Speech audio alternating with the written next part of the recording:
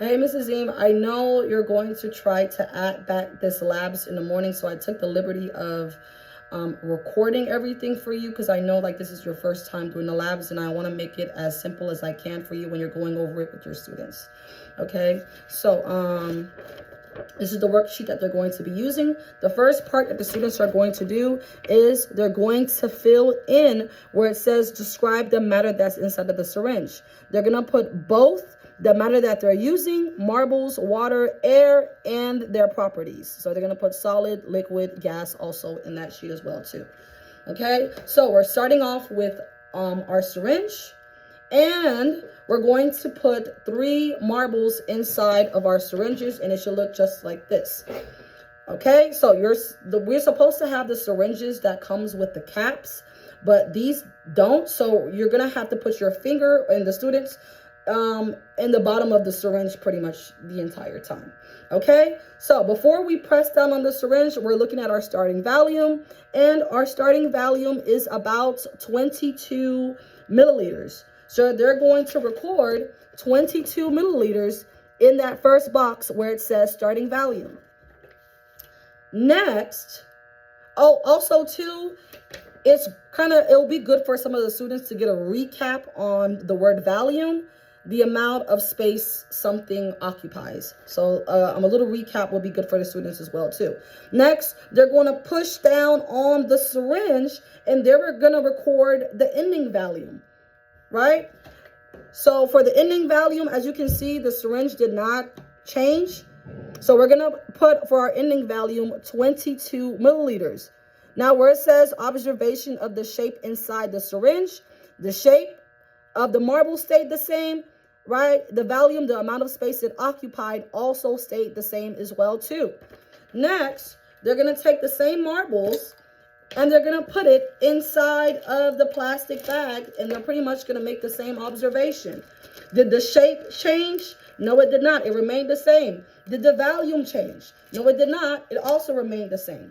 Next, we're going to go ahead and we're going to do water. Okay, so our starting volume is going to be at 20 milliliters. So we're going to fill up 20 milliliters of liquid inside of the syringe. And when we do that, it should look like this. Oops. If there's any air bubbles inside of the syringe, they can pretty much kind of just put that upside down and tap it a little bit, right? They're also going to have their finger in the bottom of the syringe. So they recorded their starting volume, right? They're going to add pressure to the top of the syringe. They're going to try their best to push it down, right? Did we lose any water pressing down on our syringe? No, we did not, right? Our ending volume also stayed the same. So on their paper, they're going to write down 20 milliliters again for their ending volume. Okay, shape. The shape of the water in the syringe. Did the shape change? Yes, it did. Did the volume change? No, it did not.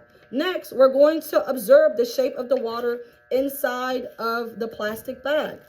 So here we have our plastic bag, and we're going to add in our 20 milliliters of water, right? All right, what do you observe? Did the shape of the water change inside the plastic bag or the Ziploc bag? Yes, it did. Did the volume change? That's a tricky question, right? The volume did change a little bit because we still have some water droplets, right, inside of our syringe, meaning that we did lose just a couple drops, a couple milliliters, maybe like 1 or 2 milliliters of water did not make it inside of this plastic bag. So on this part where it says shape of the water, the shape of the water did change. What about the volume?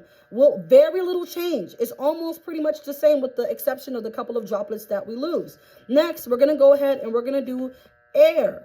Okay, so our starting volume for the air is 20 milliliters. So they're going to take the syringe and they're going to fill in 20 milliliters of air in the syringe. And then to stop it, we're just going to put our finger right underneath that syringe. So I'm going to fill it up, 20 milliliters of air, and stop.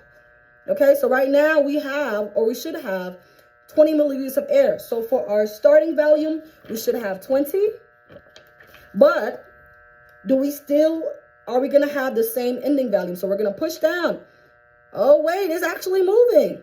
So that means we actually don't have 20 milliliters of air inside of here. So what we're going to write, if you record it, I'm left with like about 9. So we're going to write down 9 on our paper, 9 milliliters. And for observation, right, did it take shape of the syringe? Yes, it did. But what about the volume? Are we left with the same volume? No, we are not, because the volume did decrease. So we're going to write down decrease. Next, let's see how the shape changes inside of the plastic bag. So we have our plastic bag right here, right? And then we're going to squeeze in our 9 milliliters. And it doesn't have to be, your starting volume doesn't have to be the numbers that I choose. You can honestly just choose and make up your own numbers. It's like entirely up to you. So I'm going to squeeze in 9 milliliters of air inside of this plastic bag. You can kind of like maybe seal off half of it so it's easy to close. All right. Sorry, this is like interesting. All right, so I'm going to squeeze in, and then I'm going to try to close it as fast as I can. This is like so unrealistic. All right.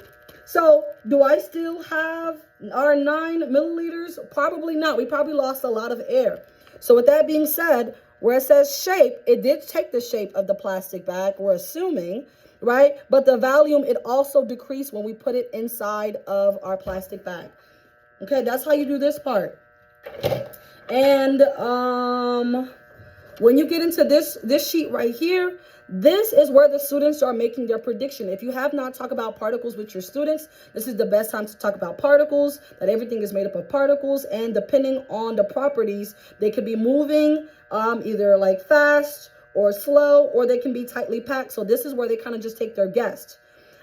This bottom part, I would suggest kind of doing this with their students, right? The particles in this image they will write down, right? They're tightly packed, right? It has a definite shape.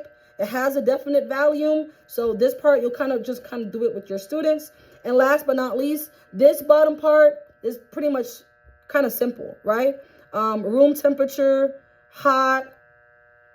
I know in the thing it says cold, but it doesn't have to be cold. It can be room temperature. And the particles are moving slowly. For the room temperature, took very long to mix. And right here, we put the particles are moving fast. And that concludes our lab time. I hope this video was very helpful to you.